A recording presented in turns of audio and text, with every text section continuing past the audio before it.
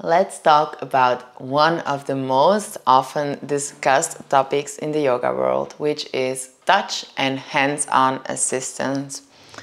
Many times we try to find the best way to touch someone, which is very important, like the practical way, like where do I put my hand, how is this, how much pressure do I apply? But there is actually something we oversee many times when we are assisting someone, which is the subtle intention with what we are touching someone, how we are touching someone.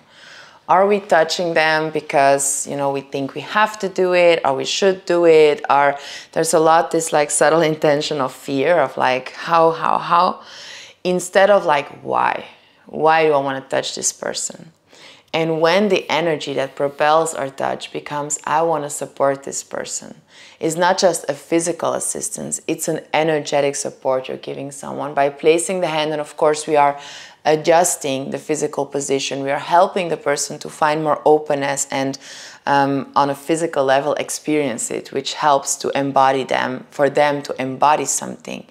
There is something super important on how we are doing it in a sense of why and what is driving the touch.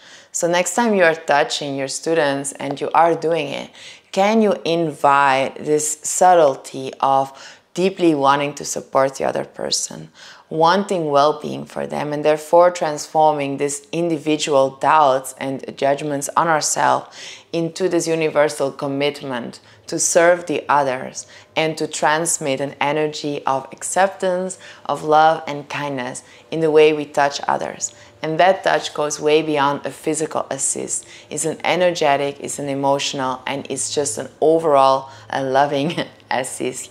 So I hope this helps for you to bring more awareness to your touch. And of course, we will be sharing soon more videos on actual physical touch.